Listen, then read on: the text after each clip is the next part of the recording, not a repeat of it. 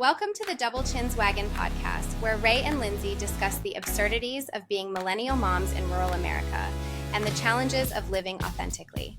Please leave a review, subscribe, and interact with us by visiting doublechinswagon.com. Now we hope you enjoy the show.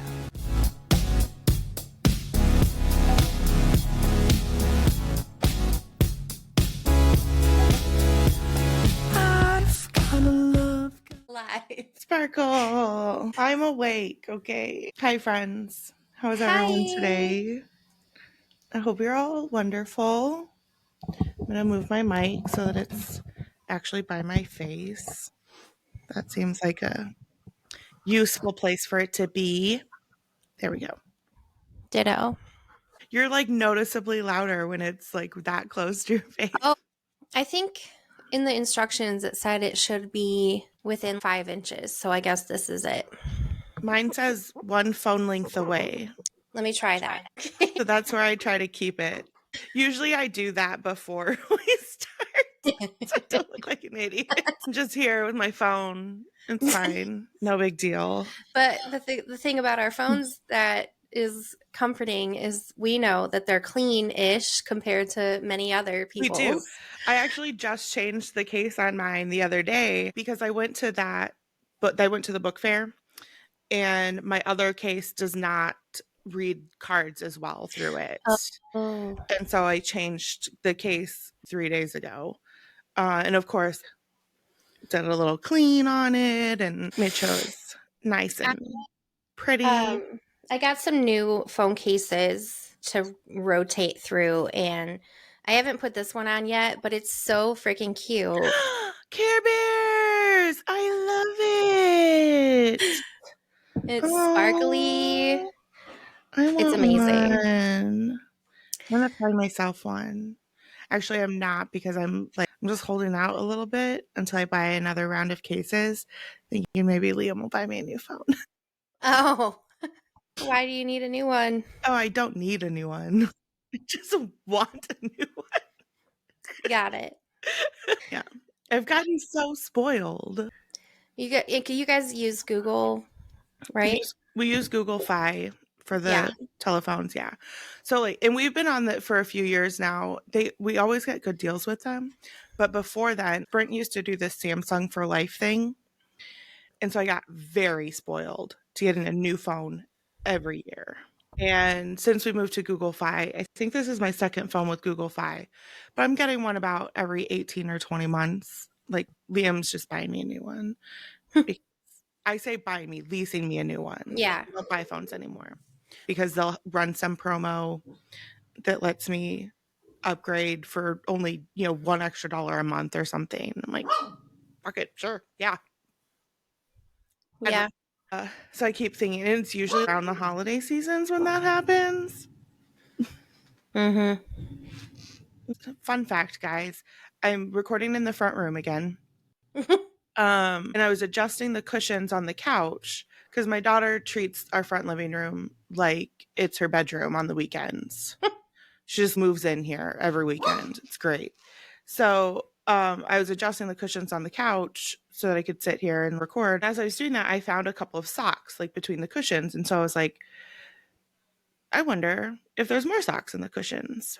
Yes, I found a hoodie, a t-shirt, and I'm going to say 15 individual socks in the cushions of the couch. And because I'm agitated about being up in the AM, I just threw them in a pile on the floor to wait for my daughter to come home for me to be like, babes, what's going on? So I also did this to my couch in the back room this past week because I lost something. I dropped a vape pen out of my pocket. Actually, it's probably the same hoodie. And I just put it in the little front pocket. Mm-hmm.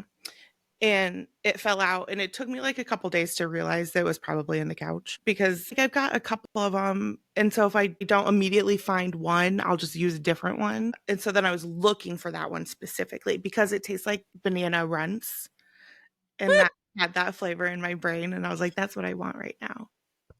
That sounds disgusting. It's so good. Oh my God. No, it's so good. Nah. Well, I always avoid the banana flavored anything. It's my favorite. Oh my God. I love banana flavored things because it's not really banana flavored things. It's old Right. banana flavored things. Ugh. Circle back to that in a second. So I was looking for this vape in my couch, Mm-hmm. like digging in the crevices, and I can't find it. So finally I'm like, it must, and it's a sectional, must have fallen between the pieces, you know? So now I have to pick up the fucking couch. So then I had to get Liam to help me. I found a hand towel, several shirts, more than one, lots of socks. And then it occurred to me, like, I feel like I buy socks at my house like a couple times a year. That's a If lot. you just, I know, right? I felt like it was a lot too. I was like, I feel like normal people, like, maybe get one pack of new socks every year, maybe every other year, because they're not hard to keep track of. You put them on your feet and you take them off your feet. That's it. Unless they end up in some weird abyss, which it turns out is your Is couches. my couches. That is where they end up. So I also found $4 in change. So that, I mean, that was Ooh. cool. Yeah, that was pretty sweet. Found some Legos. I did find my vape. Yay. I also found a battery pack for a different vape that I didn't, A, is not mine, but nobody had noticed was missing. Hmm. Now it's back, which is nice. It's a nice little surprise. Mm-hmm. Nice cup. Well, thank you. It's Chaos Coordinator. I think my daughter got it for me. Ooh, and I don't know if this is appropriate or not, but mine is because Yay! I met your mom for a very I'm wearing my Colorado sweater. Is that the I, first time you met my mom? yeah. How is that possible? I don't know, but it was the first time and we didn't even really get to talk. It's busy. Get to talk shit about Liam briefly. Cool. So that was good. That's one of my mom's favorite pastimes. Oh, good. I'm so glad we have that in common because she was talking about how he was bitching about bringing too many of the Book Nook puzzles Yeah, and you guys were flying through them. And I was like, it's a good day when you can prove Liam wrong. it really is. Yeah, I had anxiety because he only sent me with like 2 of each and only about half of the models that we have. So in his defense, our table was very full.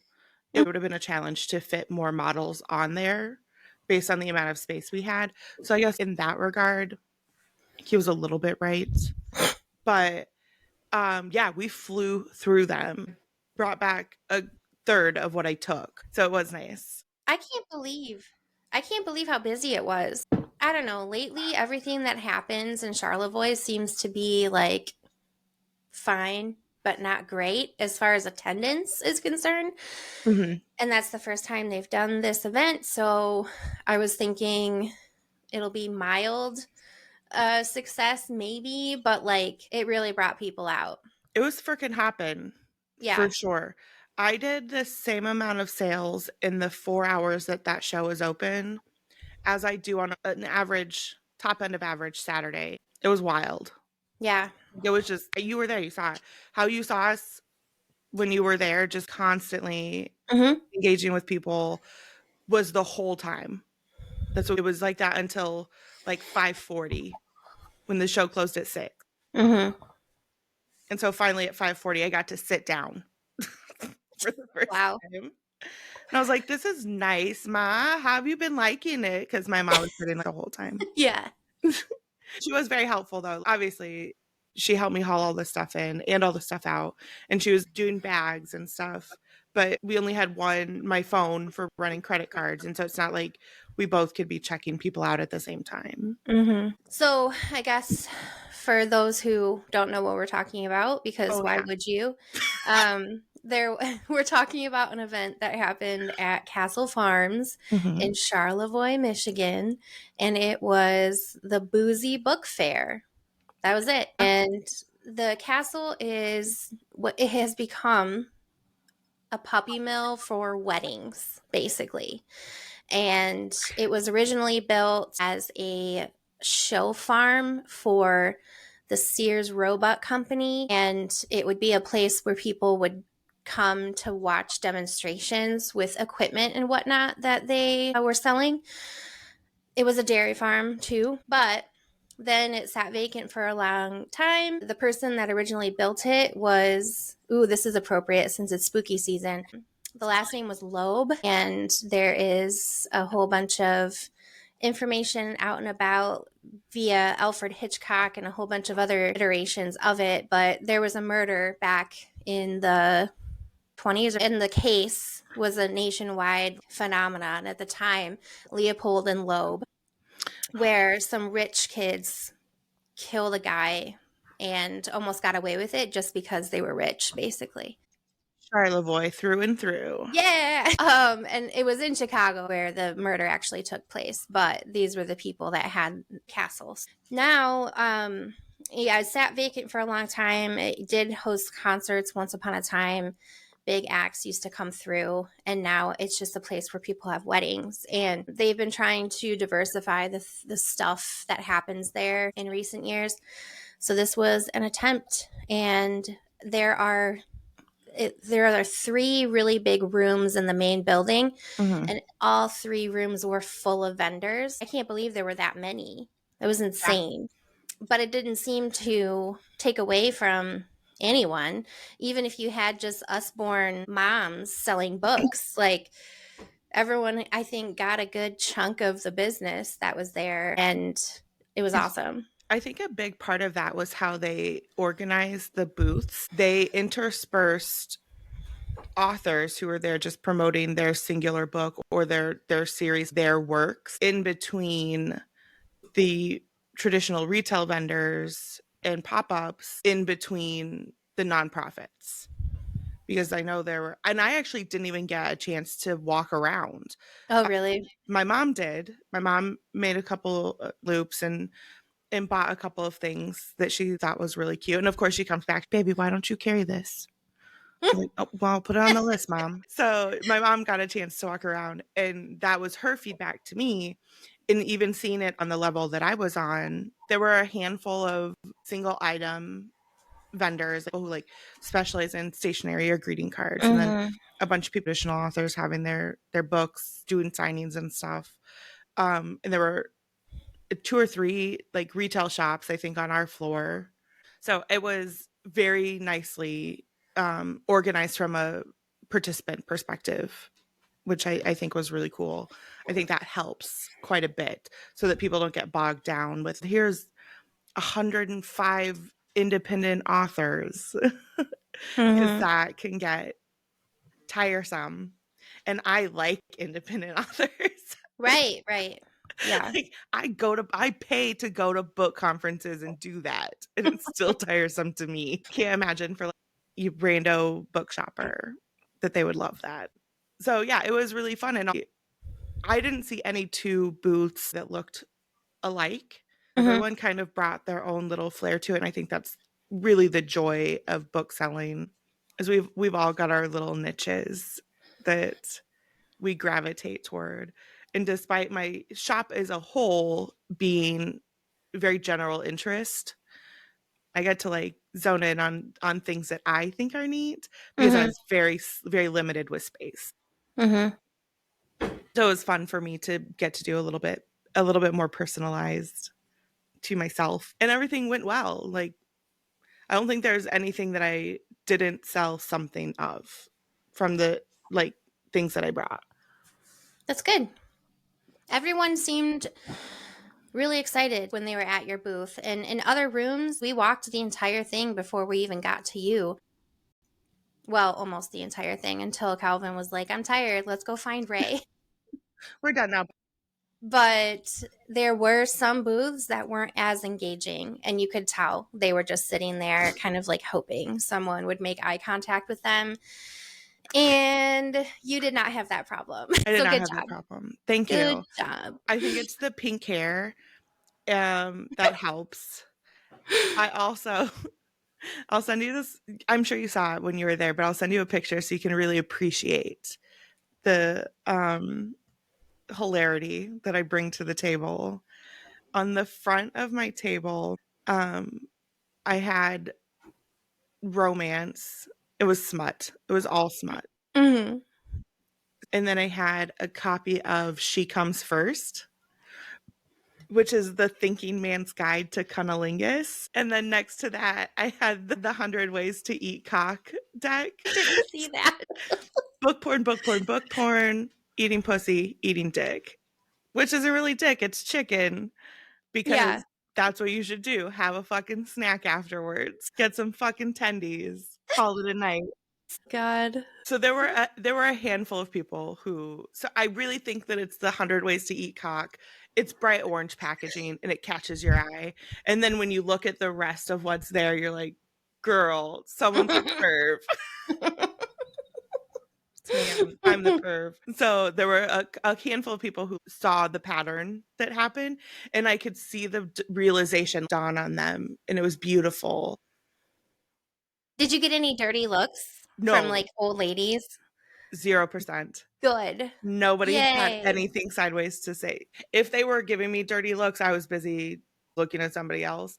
But I did pay a fair amount of attention to the front of the table in case I offended someone. You know, I could shift some things around, but did not come about.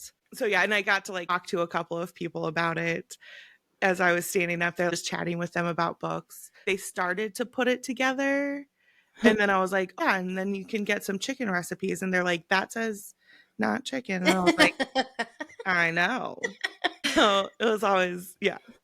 I do try to be, just as a general statement of life, engaging. Good job.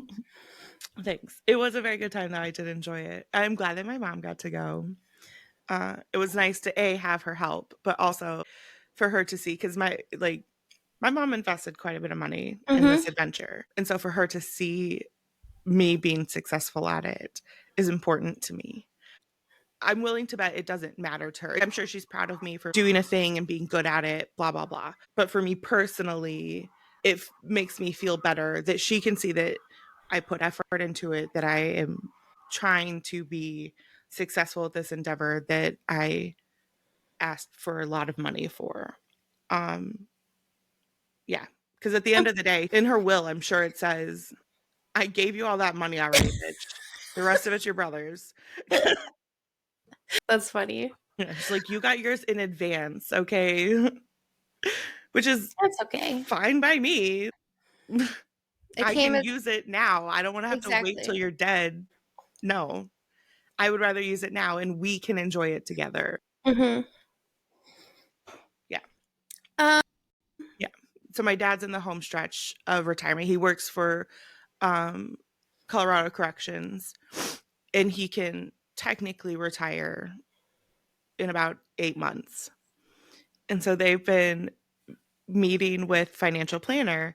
My dad is also 7 years younger than my mom, who still works. My mom likes working.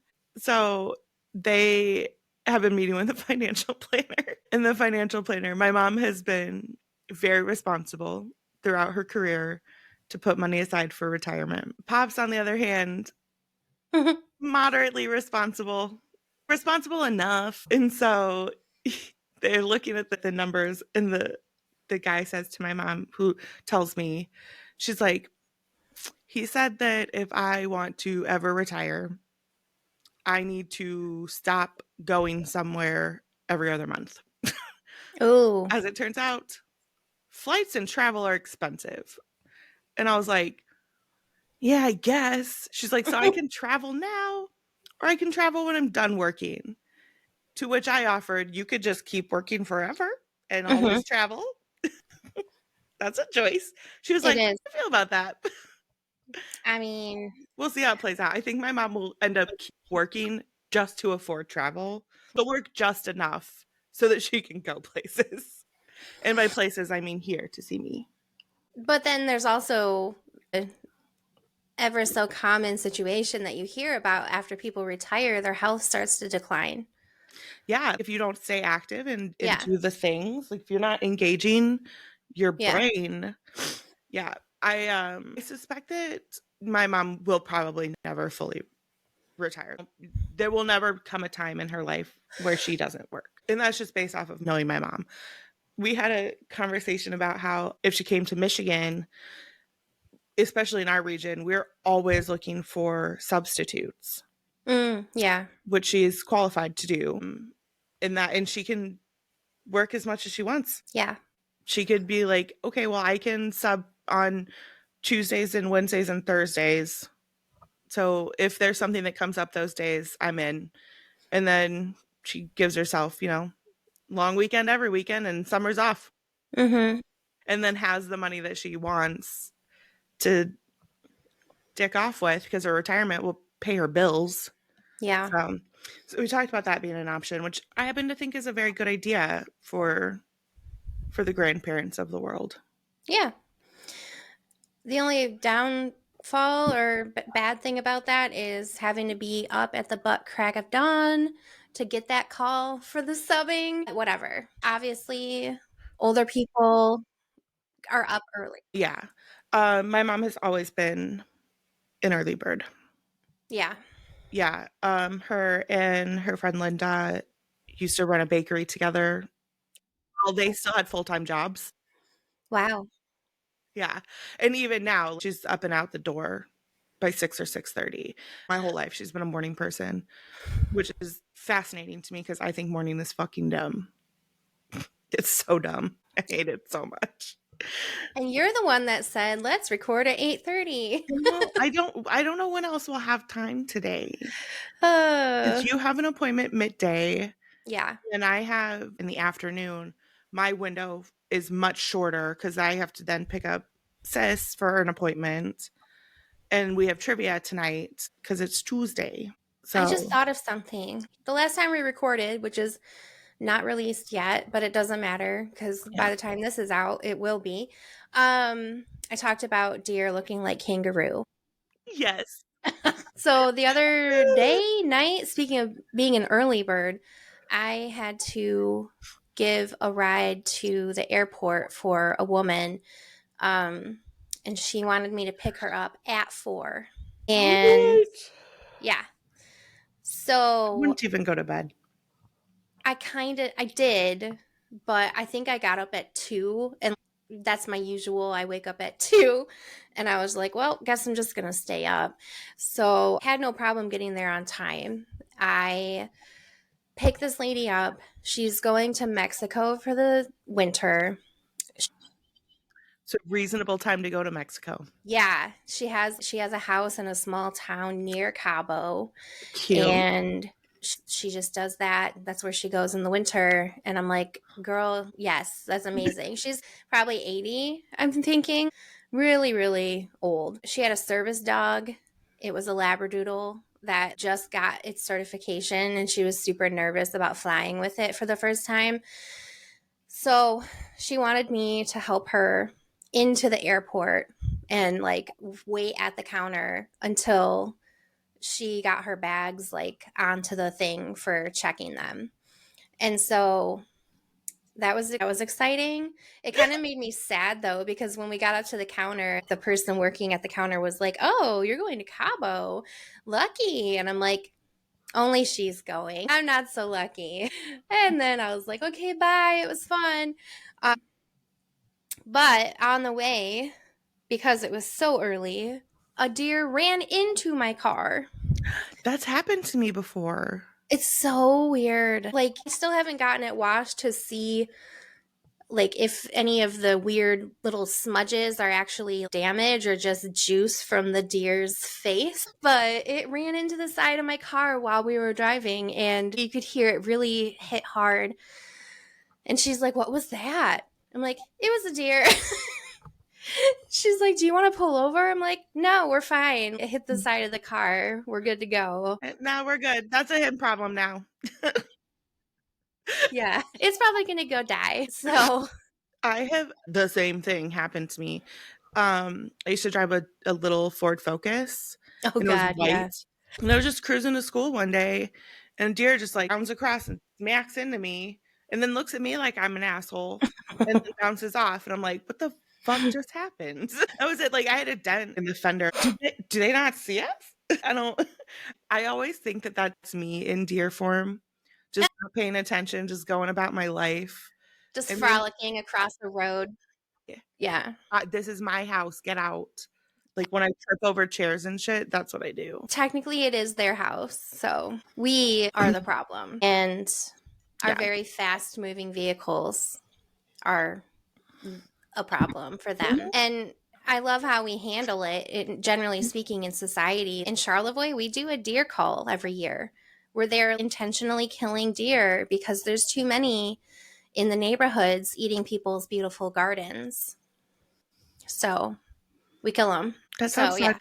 People do that with birds a lot in Where? pretty places. Now that I've said this, I cannot name a single city who does this, but I know that this happens because we have I don't want to say a pigeon problem in Grayling. Wait, what? You do? So we have a singular building. Oh, in yeah, I Grayling. forgot about that. We have a singular dilapidated building in Grayling that has been referred to as a pigeon farm. Somebody wrote a letter to the DDA and to the city saying, what the fuck? This downtown is not zoned for agriculture.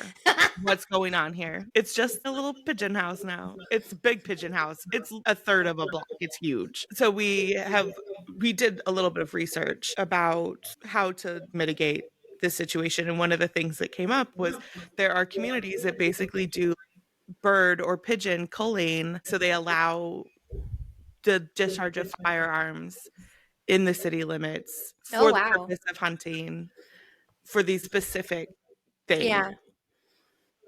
We're not doing that here. That's not a strategy that we adopted. I'm willing to bet that there was no strategy ever adopted. We just deal with the pigeons shitting on the sidewalk around that building. I'm going to bring Calvin to monitor the situation because he's obsessed with pigeons and Perfect. he's super sad that we don't really have any here. I've got so many that he can hang out and check out. So Yeah. many. He could befriend them. He could be like the pigeon lady in Home Alone 2. Maybe that- he could be, yeah. Yeah. In New York, yeah. Yeah. Maybe he can be like our own little Pied Piper for the pigeons. Lead them out of town. Bring them all to Charlevoix. Sick them on some other condemned building near us. So the building, the impetus for the letter that was received, and this is 6 years, 5-6 years ago. This is pre-pandemic. There's like awning that came out over the entrance, and part of it fell through. A lot of pigeon poo ended up on the sidewalk.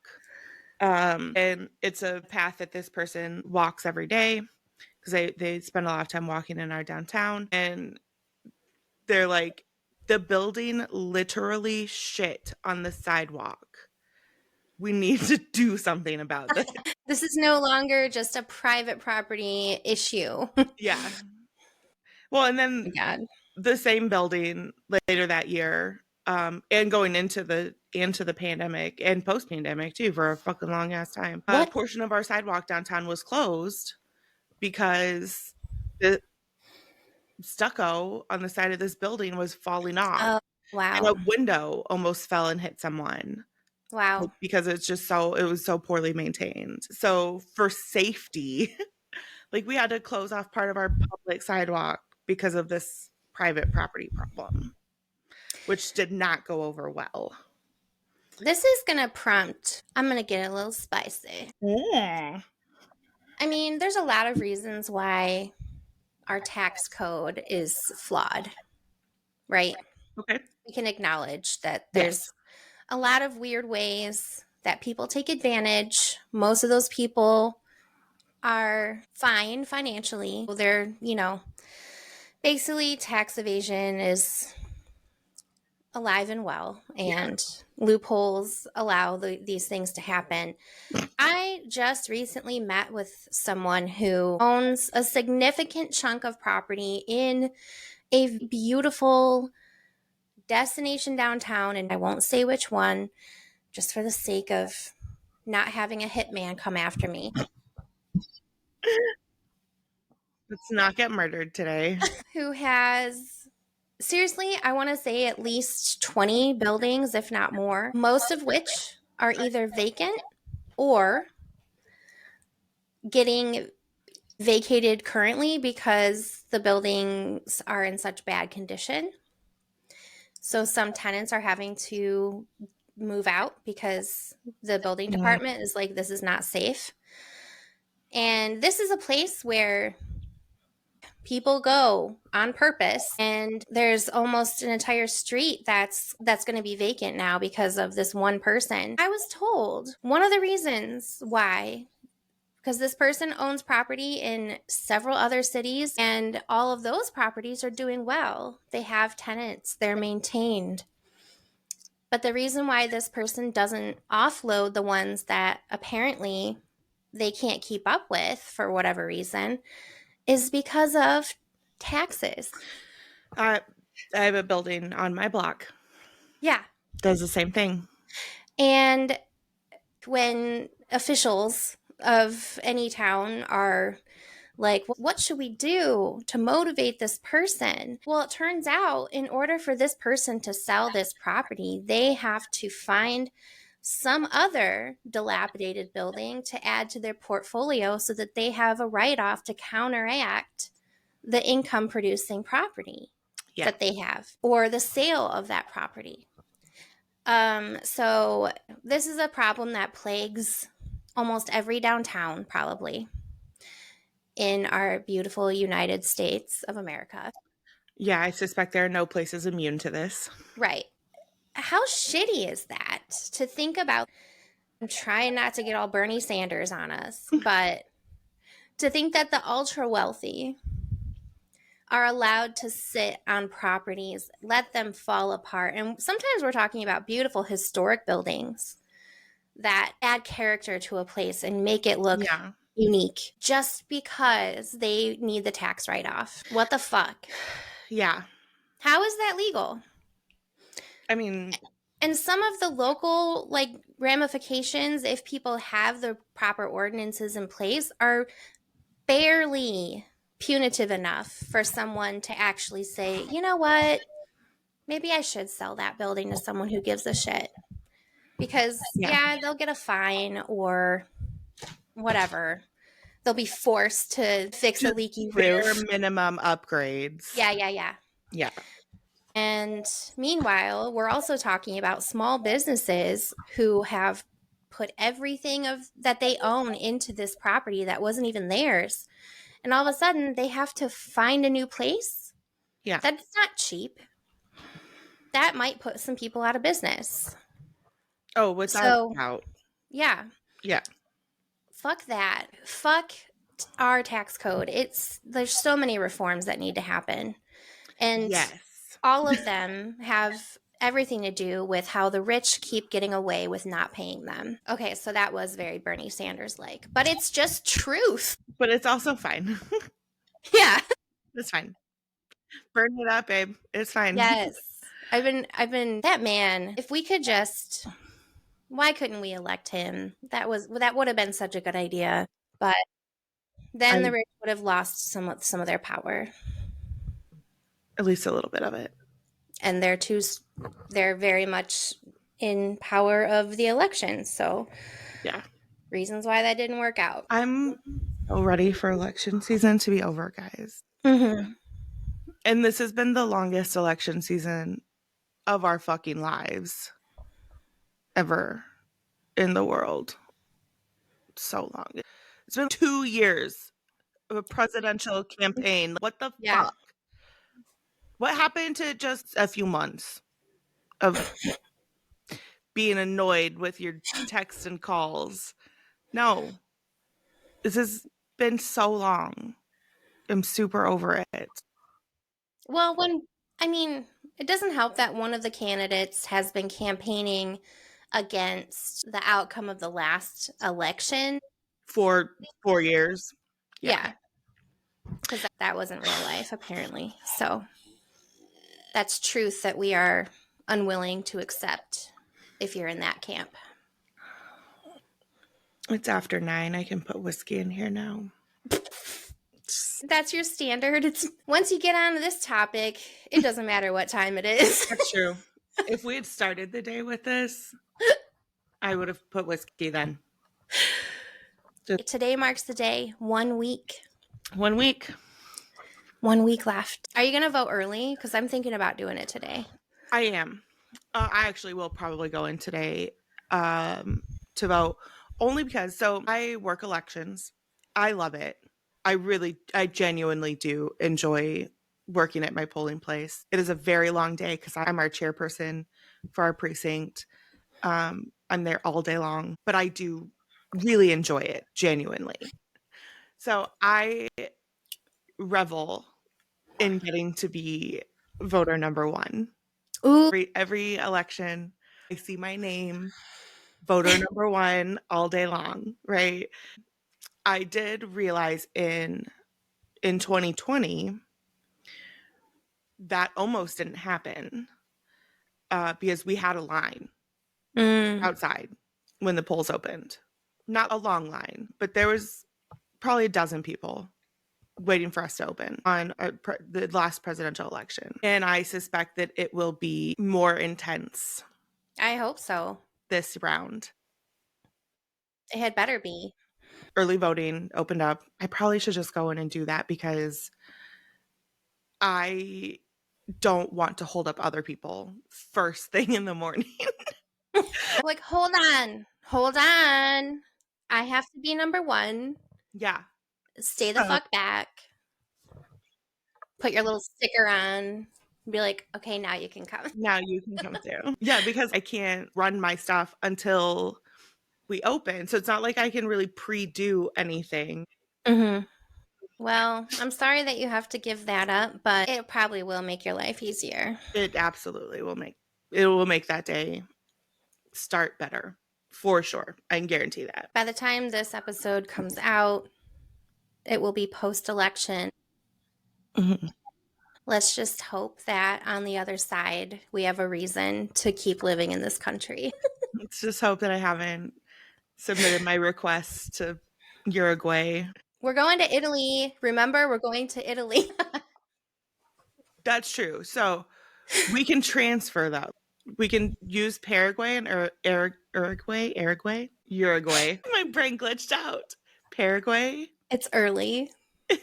and Uruguay are the easiest places to immigrate to. You don't have to have any reason? stuff. What? You can just go.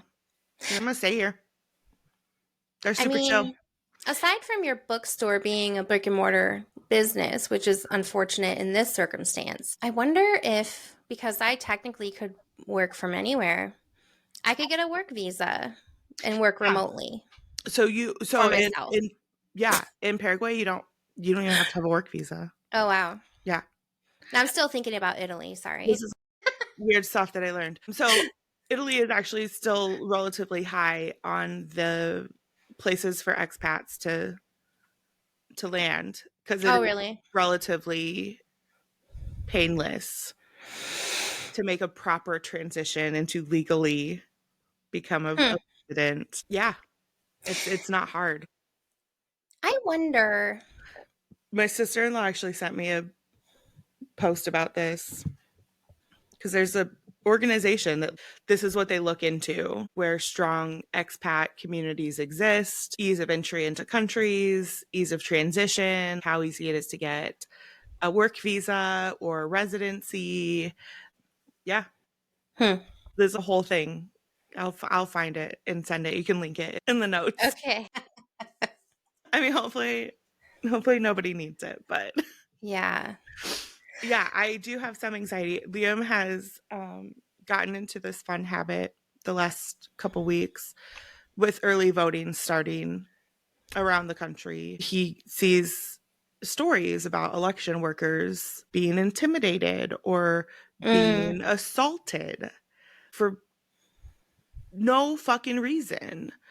So the most recent one that he shared with me, which does come up in my precinct where I work, a guy went into a polling place wearing a Trump hat which is not permitted in their Right. polling place. Right.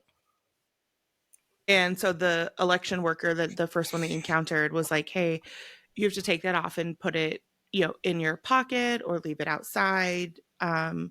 You can't wear that in here. And that person's response was to punch the election worker in the face. Oh my God. Yeah.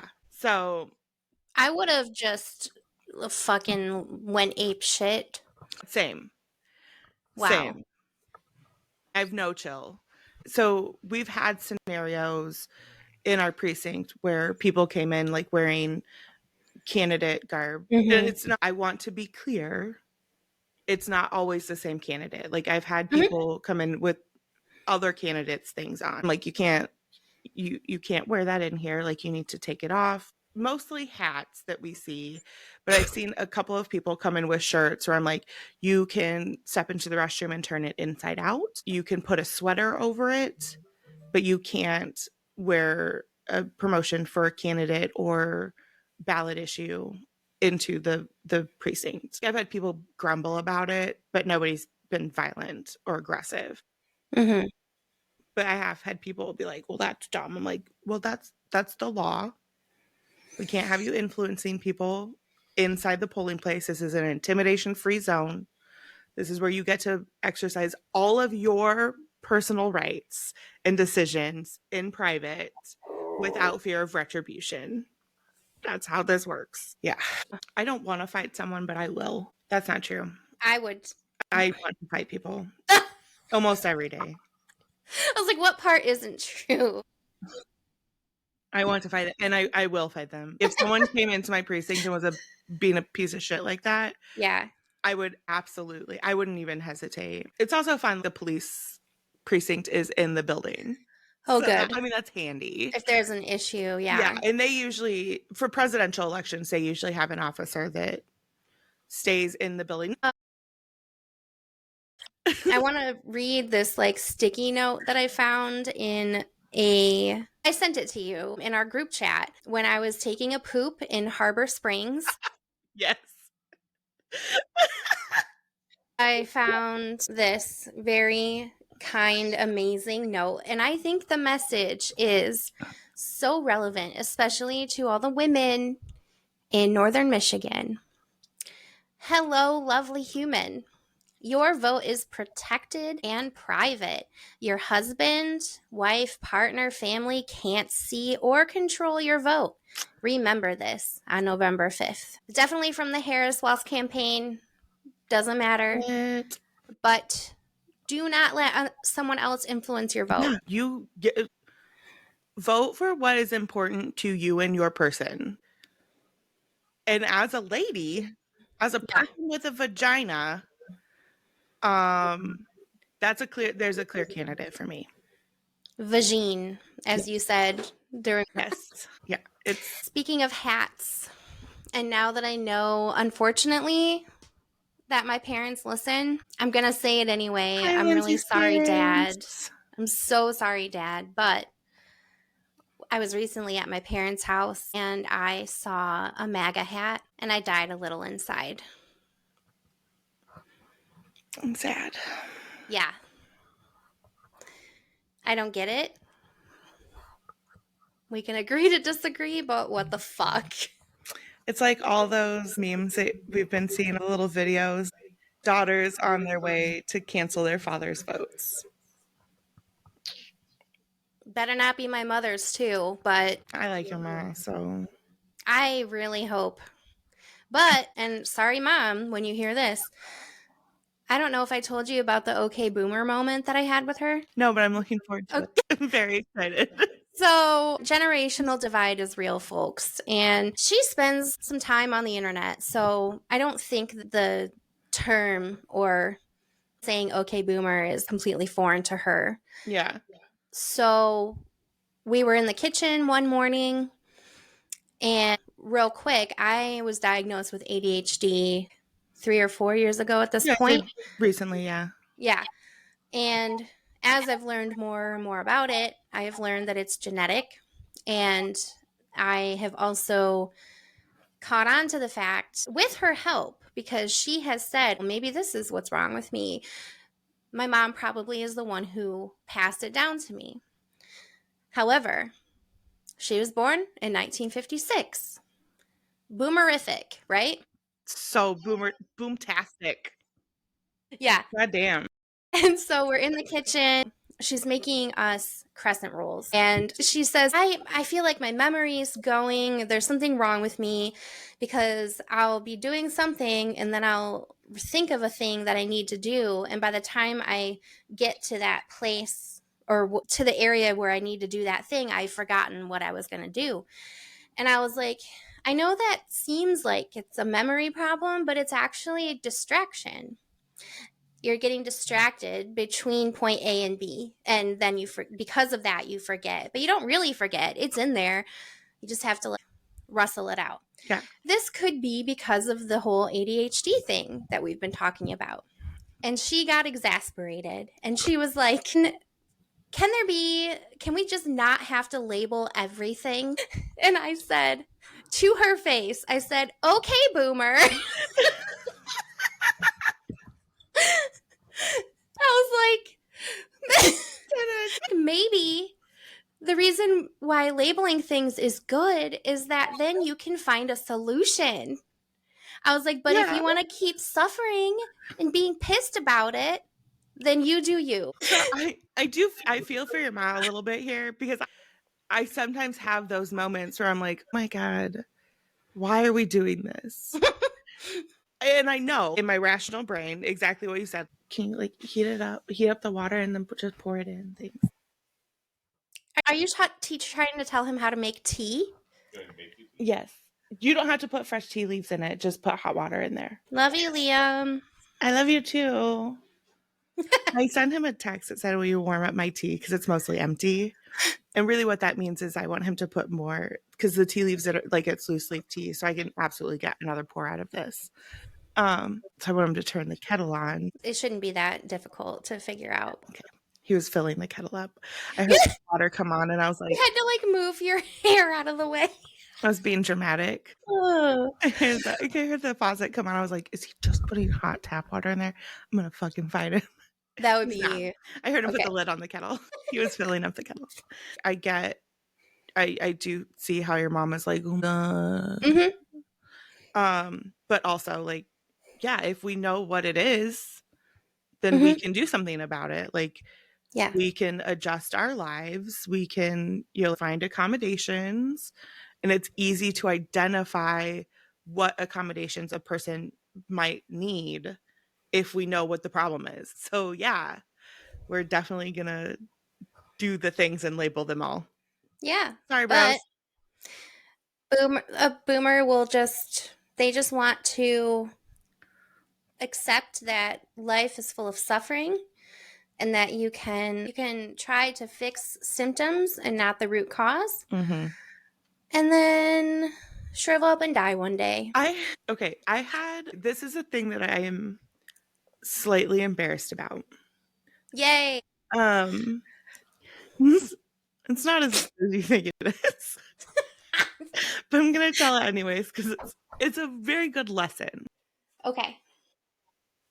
So my son Atticus, apple of my eye, pumpkin, 11, such a good kid. He turned 16 in a couple of weeks. That's disturbing. I know. It is.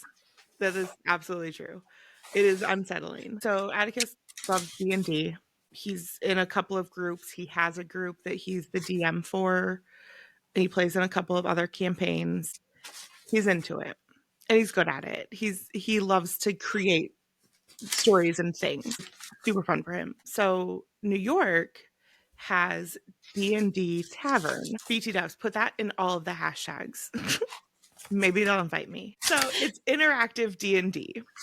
You go, you charge up your phone. So you watch a campaign play out live. People are doing things on the stage. It's kind of like dinner theater, but it's Dungeons and Dragons.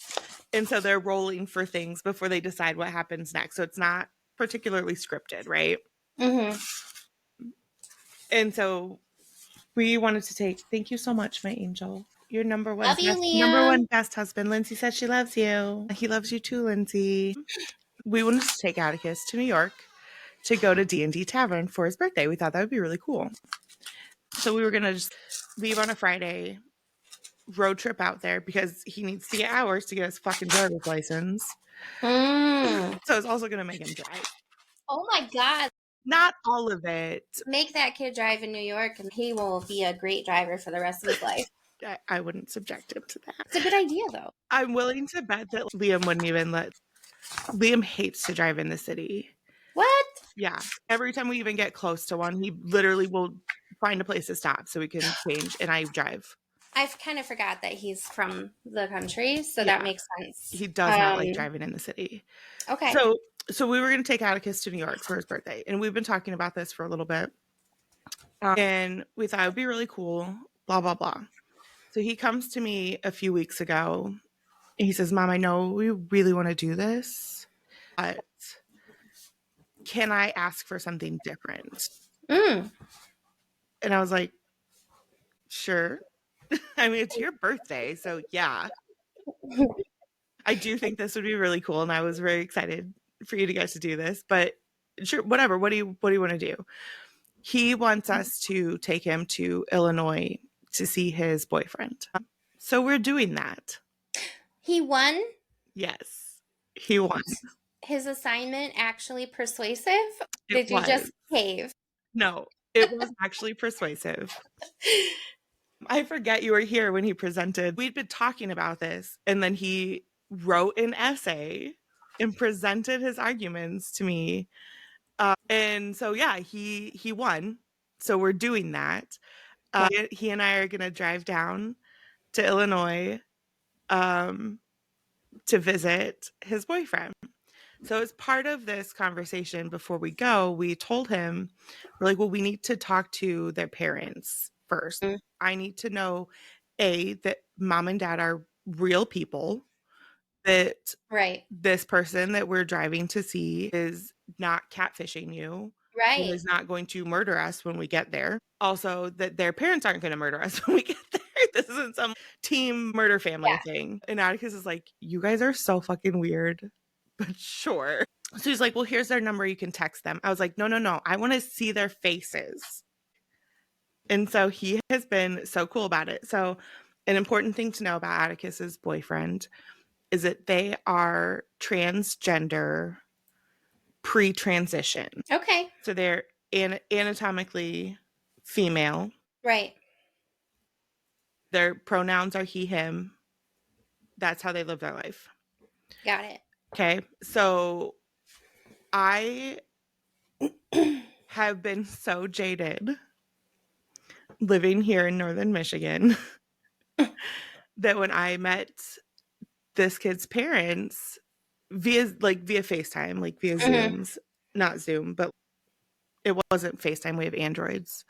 That when I met these parents, I anticipated this being a problem.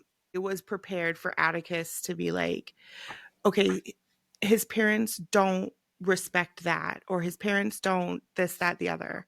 Nope. Mm-hmm. It was the absolute opposite of that. Nice. And I am so delighted by it and so surprised by it, but also genuinely embarrassed that was my baseline assumption, was that it was going to be weird and problematic. And it made me sad after thinking about it. Why am I like that? Because of where you live. And his parents are divorced. And so we talked to them separately. They don't live together. This kid spends time with both parents. Mm-hmm. Primarily lives with dad, visits with mom though. And so we talked to mom first, just because that's how the timing worked out. And she's very polite. She was super nice. The kid was on the call with us, so we could see everybody. We know they're not the same person. Like, very, very cool about the whole scenario. And she was friendly, and she's really excited for them to get to spend time together. Because it's been 10 months since they've like gotten to see each other. How did they meet? They were here briefly last year for school, which is how they originally met. So they met in person first. Yeah. Okay. Very briefly. And just kept a friendship that has blossomed into a more romantic connection. I guess I kind of default to moms tending to be the more understanding or less weird portion, right? Especially when it comes to transgender kids that are pre-transition. This kid presents pretty feminine, but their parents are super chill. He, him, call them by their preferred name. So then we met Dad, and he was so cool. We cracked jokes, and I even told him, yeah, we just wanted to make sure that like we saw faces and knew that you were real people, and this wasn't weird murder cult. And he laughed about it, and like we watch a lot of true crime too. I was like, great, I'm glad we're all on the same page. It's just me. Liam's not going. We had some concerns about me going by myself, and then Liam remembered that I'm the savage between the two of us. We booked a hotel. I think there's like an arcade family fun center where you can do putt-putt and play games and bowling. So nice public place where I can like see them but don't need to be in their conversation, because I do watch a lot of true crime. And we will be far from home. I have some anxieties, but I'm looking forward to it. And I am genuinely embarrassed that I made a negative assumption about these people for no reason. Atticus has never said anything sideways about them. I do think it's because I live where I live that was my default. And I'm sad about that. It's kind of dumb, but I'm excited that you're going to do this. Where in Illinois exactly?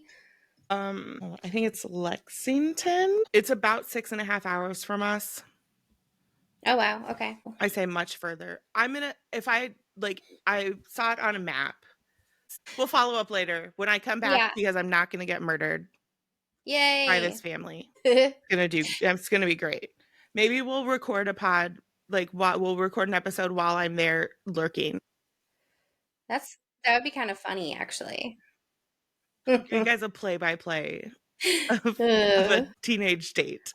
And let's also acknowledge how awkward this is going to be for him, because your mom is inevitably going to be adjacent to whatever's happening. It will be less awkward for Atticus than it would be for Calliope. Calliope would be angry. She'd be like, fuck it, never mind. Yeah, this was a great idea, but we're done here. Yeah, she'd run out of patience with it so fast. Unlike Atticus, who actually likes me. Yay. Calliope also likes me. She voluntarily gave me a hug yesterday. Oh my goodness. Yeah, it was wild. A little bit of tenderness from the very sarcastic / kind of mean, but brilliant Calliope. Yes. Speaking of things to watch, only because I binged it on a day that I chose to rot instead of doing anything else. Perfect. I have binged the entire first season, which whatever. But it's new and it just came out on Netflix. Nobody Wants This. Have you heard of it? I have heard about this. This has been recommended to me a handful of times now. Yeah. It's so good. Because it's only 30 minutes, right? Yeah, it's pretty easy to digest. Yeah, and it's always looking for short ones. Yeah, it's rom-com, but in all the right ways. It's a modern. The things that are funny are very, very current. And actually, the main character, Kristen Bell from Michigan, shout out. She's so cute. Is a podcaster in the show. Nice. Only they actually make money and it's a real job for them. One day, Linz. We'll get there. Yeah. And she falls for a rabbi, Adam Brody. Who's hot? He is hot. And yeah, and it's funny because Kristen grew up in Metro Detroit-ish, in Oakland County, of course, because she's perfect and beautiful and would be a product of. She looks like she's from Oakland County. Yeah. And so she grew up very much surrounded by a lot of Jewish people, and I think she had more Jewish friends than Gentile friends just because of where she was. And so it's kind of interesting for her to play a character that is unfamiliar with the religion and all of that fun stuff. But there's one part in one of the episodes, I don't even remember which number at this point, where it's when he's meeting her divorced parents, and her parents are divorced because her dad's gay, and the dad's new lover is also there and meeting everyone for the first time. So max amount of awkward situation. Perfect. Right? Adam Brody brought a big bouquet of sunflowers because he thought that would be a nice gesture to give to the mom. They were going to use an old Prego jar to put the flowers in. And he said Prego with like a fake Italian accent. And they were going to be hanging out and just watching TV. And all of a sudden, the mom and the dad and his boyfriend invited themselves over type thing. So he was wearing a hoodie and found a sport coat in his car. So he put the sport coat on over. He had shorts on. That's what makes it funny. So anyway, there's this moment where he says Prego, and you see Kristen looks over at him and she's looking him up and down, and it pans down to like his shorts, and you can tell by the look on her face that all of a sudden this person that she thought was so hot and so attractive and so interesting is suddenly not. And what they call it is the ick. All of a sudden, she got the ick. Yeah. And she goes out, and like her sister comes to talk to her, and she's like, how do I get past the ick? Like, how do I unsee what I just saw so I can like be attracted to him again? And it's just such an accurate, we've all felt it. Yeah, like you love someone so hard and then they do something so cringy, absurd. Yeah, you're just like, why do I love you at all? I can't believe that I want to have sex with you sometimes. Yeah. Been there. Yep. And I'm sure it goes the other way around. I'm sure we are full of ick moments. Also weird creatures, yeah. Yes. But right now, I can guarantee you me asking Liam to fix the curtain for me and then to make me more tea, I am giving him the ick right now. Or not, because maybe men are simpler creatures, you know, who knows? Just the way that whole scene kind of unfolded, it just hit something where in her normal dating life, she would break up with the person at that point because there's no going back. But the challenge was to get past it. And yeah, there's a lot of really funny and just great moments. And, you know, there's the typical cheesy rom-com stuff too. But for the most part, it's thoroughly entertaining, especially with the Jewish family thing and all the drama that comes with that. Because she's a shiksa, blonde goddess that's tempting the Jewish man away from his people, right? So that's good. That's cute. So anyway, highly recommend. Did you ever watch Fleabag? No. It's British and it's fucking hilarious. There's only 2 seasons. The creator also stars in it. And she got to the end of the 2nd season and she's like, I will never make this show better. This is the best it's ever going to be. So we're not making any more. I'm not going to ruin it. I'm going to let this just be magnificent. And I'm sorry that you guys only got 2 seasons of it, but I will never top this. So this is where we're at. And it is beautiful. It is What's it about? hilarious. She dates, she's broken up, her longtime boyfriend leaves her early in the show, and she falls super hard for a Catholic priest who also a little bit falls for her. And it's beautiful. I can't tell you how it ends because that like it takes kind of the fun. Yeah. There will be no spoilers, but it is really good. It's only 2 seasons. It's called Fleabag. Highly recommend. I do enjoy British humor though, so you do have to have a little bit of leeway in your watching. Like you have to be able to take the British humor. Otherwise, you probably won't find it as funny. But I think it's fucking hilarious, and every episode is spectacular. I don't recall watching a single episode that I was lame. Every time I was like, "Oh my god, I need to know what's next." That's good. You probably have.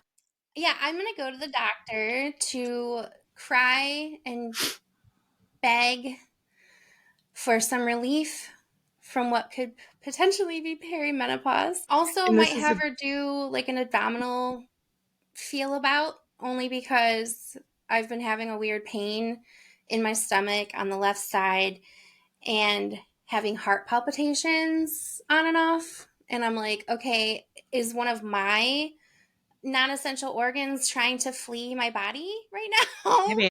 I'm very much worried about that thanks to Liam. So yeah. So left hand side, that's I don't even appendix know. zone. Is it that or pancreas? That's gallbladder side. Oh boy. But yes, the gallbladder can go, but it is also like it could be a gallstone or which could very easily lead to pancreatitis. That's mostly a problem that like long-term alcoholics have. Pancreatitis is most frequently happens to alcoholics. That's weird. Yeah. Anyway, but we should end on a kind of fun note. Let's do it. I don't know why I'm love fun gonna notes. make us do this, but because we can. Yeah. Because we make the rules. Do you remember the first thing you thought of me when we met? I remember thinking that your voice sounded exactly like another person that I had recently met whose name was Audra, because you guys both sound and look alike. That's weird. So, yeah. And so I spent half the first day that I met you trying to remember your name. Instead of thinking or wanting to call me Audra? Yes. Because I was like, this is not Audra. This is not Audra. I know this is not Audra. But you look like her and you sound like her. And I had only met her a handful of times. She took a job in Gaylord with the education center up there. At the time, she was doing young professional development and stuff. I was part of like a young professionals group. So I was seeing her frequently. And I think she actually applied for your that you had with Charlevoix, and you got it, obviously. Weird. One of the first things I remember in that experience was that you were very similar. So I spent a lot of time drilling your name into my head. But aside from the similarities, I thought you were very cute in the like traditionally cutesy, almost like manic pixie way. That's a very interesting. What? I don't know. You just seemed really fun. You had taken the time to do fun, cool things.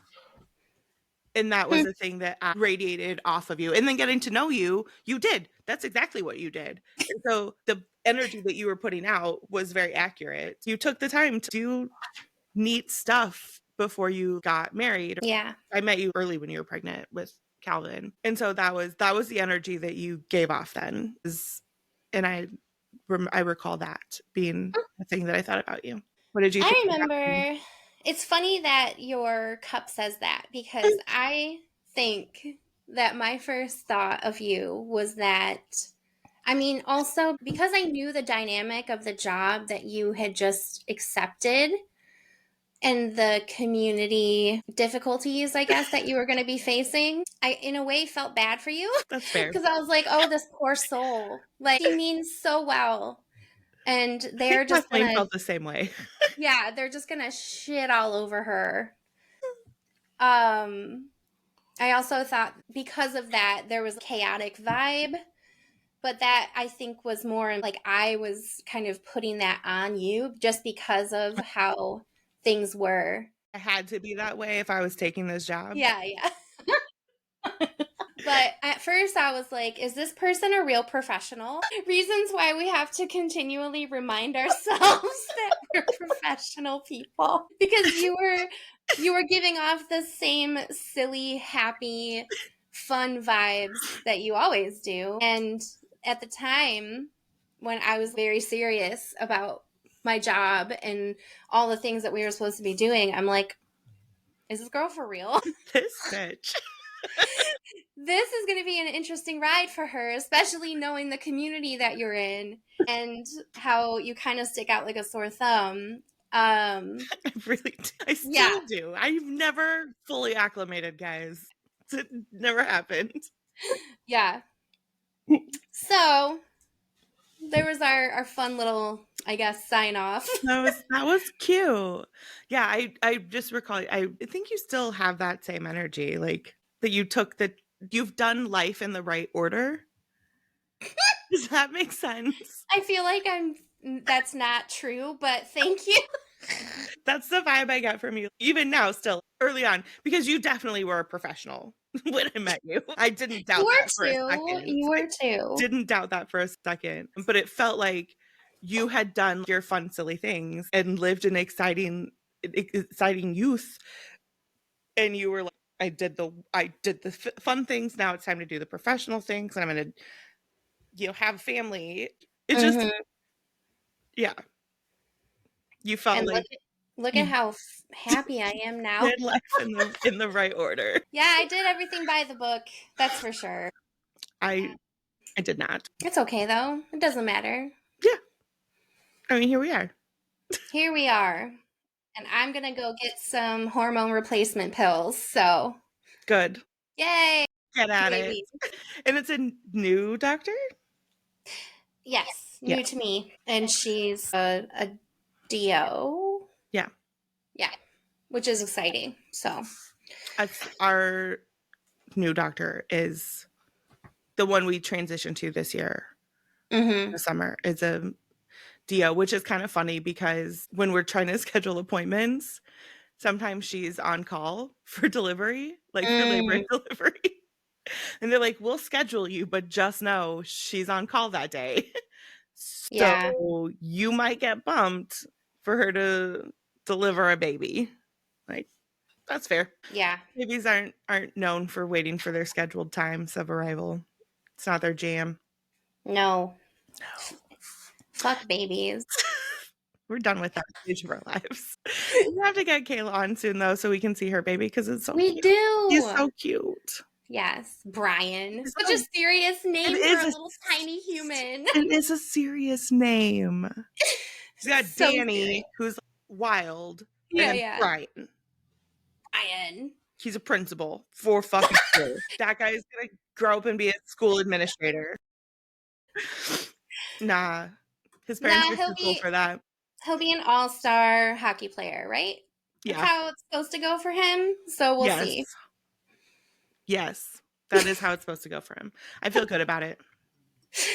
We'll manifest that. They need to come closer to home, though. Like, they need to... Yeah. Kayla, I know you don't listen, but maybe this one you'll hear. Get closer to Michigan, bro. Come back. Come to not your home, but the better state of the two that you could consider home. I would concede to Ohio because it's closer.